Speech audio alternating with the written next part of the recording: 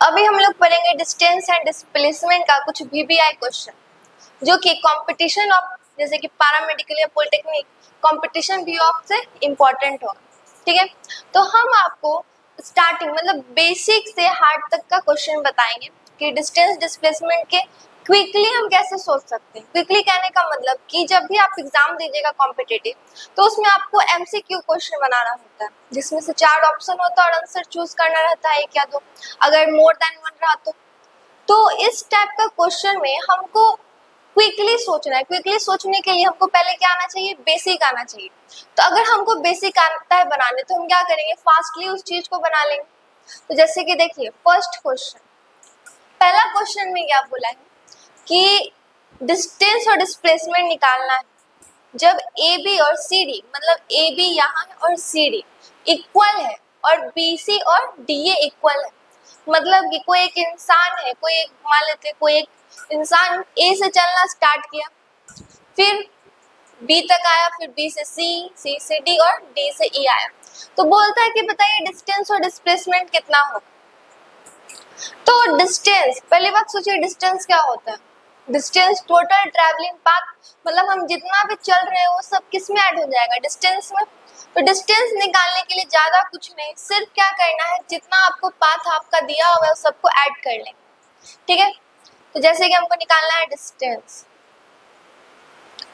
तो हम क्या किए, पहले ए से बी गए, टोटल ट्रैवलिंग पाथ है, इसका मतलब हम जितना भी चले होंगे वो सबको ऐड करेंगे। तो पहले हम ए से बी गए, फिर बी से सी गए, फिर सी से डी गए और लास्ट में डी से ई गए। अब जितना यहाँ पे मीटर दिया हुआ है, यहाँ पे दिया हुआ है 2 मीटर, फिर आपका 3 मीटर, फिर 2 मीटर और 1 मीटर, ये सबको ऐड कर लेंगे। तो ऐड करने के बाद कितना आएगा, 5 हो जाएगा, फिर 7 और 8, मतलब कि डिस्टेंस आपका आएगा 8 मीटर। ठीक है, अब देखिए डिस्टेंस में निकल गया 8 मीटर। अब बोला डिस्प्लेसमेंट कितना होगा, पहला हम डिस्टेंस निकाल लिए, अब हमको डिस्प्लेसमेंट निकालना है। तो डिस्प्लेसमेंट के लिए क्या चाहिए, इनिशियल और फाइनल के बीच का शॉर्टेस्ट पाथ या शॉर्टेस्ट डिस्टेंस भी आप कह सकते हैं। तो देखिए इनिशियल जहाँ से हम चलना स्टार्ट किए हो, मतलब ये हो गया इनिशियल, और जहाँ पर हम लास्टली गए हो क्या होगा, फाइनल। तो इनिशियल से फाइनल तक का शॉर्टेस्ट पाथ, तो हम क्या करेंगे, दोनों को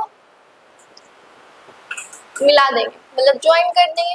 तो ये क्या मेरा निकलेगा, डिस्प्लेसमेंट। ठीक है, ये मेरा हो गया डिस्प्लेसमेंट। तो डिस्प्लेसमेंट फाइंड करना था, तो हमको पता चला कि ए से ई मतलब इनिशियल से फाइनल तक का शॉर्टेस्ट डिस्टेंस ये है, और हमको पता है कि बी सी इक्वल टू है डी ए के।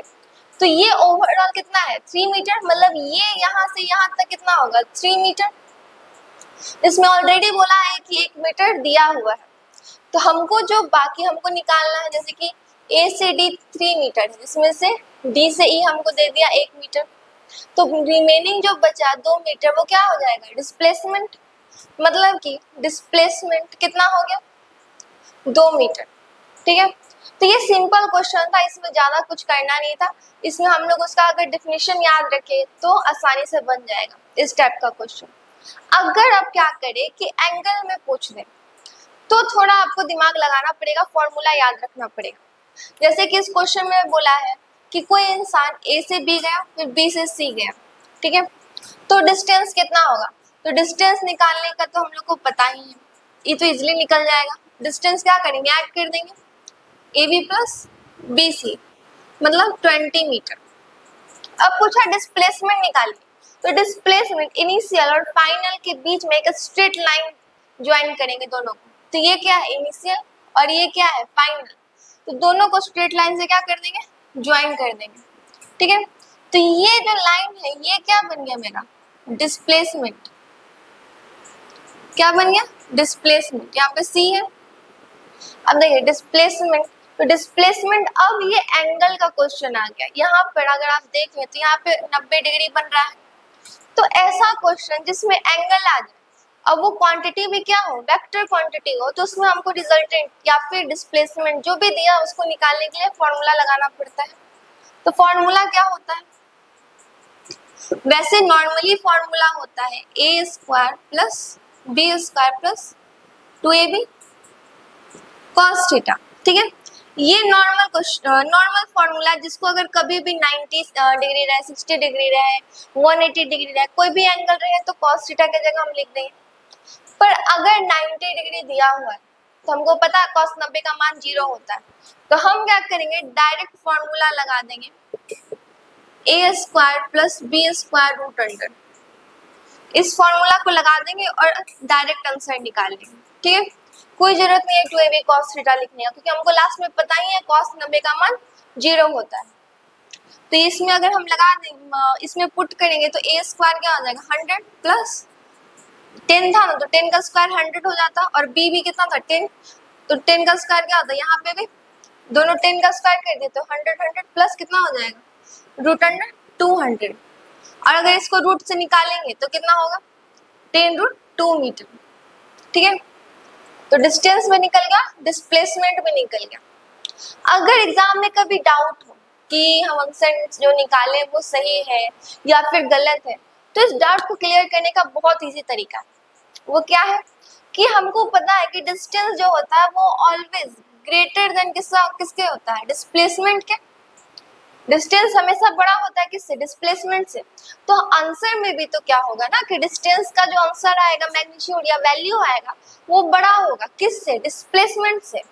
देखिए डिस्टेंस 20 मीटर है और डिस्प्लेसमेंट 10√2, तो यहाँ पर क्या है, डिस्टेंस बड़ा है और डिस्प्लेसमेंट छोटा है। तो ये भी एक आप तरीका देख सकते हैं कि मेरा आंसर गलत है या सही है। अगर मान लीजिए डिस्प्लेसमेंट अगर आ जाता 30 और डिस्टेंस में 20 था, तो सीधा मेरा आंसर गलती था, क्योंकि displacement is never be greater than distance. ठीक है, तो ये सारे पॉइंट्स को आप लिख लीजिए। अब हम लोग नेक्स्ट क्वेश्चन देखते हैं। अब देखिए थर्ड क्वेश्चन, यहाँ पे लिखा हुआ है कि कोई पर्सन स्टार्ट वॉकिंग, मतलब कि वो चलना स्टार्ट किया और come back to its initial position. मतलब मान लीजिए कोई एक इंसान है जो पॉइंट ए से चलना स्टार्ट किया, ठीक है, तो वो क्या करता है कि कम बैक, मतलब कि कुछ समय बाद, तो कुछ समय कितना लिखा हुआ है 2 आवर, 2 घंटे के बाद वो क्या किया, अपने जहां से चलना स्टार्ट किया था उसी पोजीशन पे वो वापस आ गया। तो बताना है कि इसमें से कौन सा क्वांटिटी जो है वो 0 होगा, कौन सा क्वांटिटी 0 होगा। तो देखिए सिंपली समझिए कि कोई चीज जहां से चलना स्टार्ट किया अगर वही आ जाए, मतलब initial and final position same place पे हो, तो डिस्प्लेसमेंट ही एक ऐसा क्वांटिटी है जो क्या होता था 0 होता था। या फिर कोई भी आप बोल सकते हैं कोई भी वेक्टर क्वांटिटी ही क्या हो सकता है 0 हो सकता है। तो डिस्प्लेसमेंट क्या है, वेक्टर क्वांटिटी, तो डिस्प्लेसमेंट क्या हो जाएगा 0। तो हम यहाँ पे लिख सकते हैं कब 0 होगा, when this initial and final position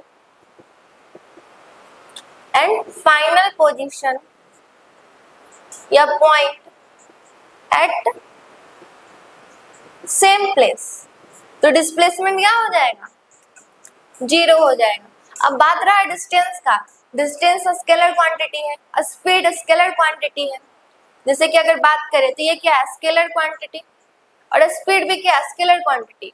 तो स्केलर क्वांटिटी जितना भी है वो 0 नहीं हो सकता। हम लोग हमेशा पढ़े कि डिस्टेंस जो है वो ऑलवेज पॉजिटिव, नेवर बी 0, और डिस्प्लेसमेंट में क्या पढ़ते कि वो 0 भी हो सकता है, नेगेटिव भी हो सकता है, पॉजिटिव भी हो सकता है। अब बात रहा टाइम का, तो टाइम को तो हम लोग कोई क्वांटिटी ना वेक्टर ना स्केलर कुछ नहीं मानते हैं, ठीक है। तो जस्ट इसका सेम क्वेश्चन जो कि आपको न्यूमेरिकल फॉर्म में दिया है, इसमें क्या बोला है कि कोई इंसान है, a man moves from a place R to P। मान लेते हैं कोई एक पोजीशन बनाते हैं, ये R है और ये P है। तो यहाँ पे कोई इंसान क्या किया, चलना स्टार्ट किया, ठीक है।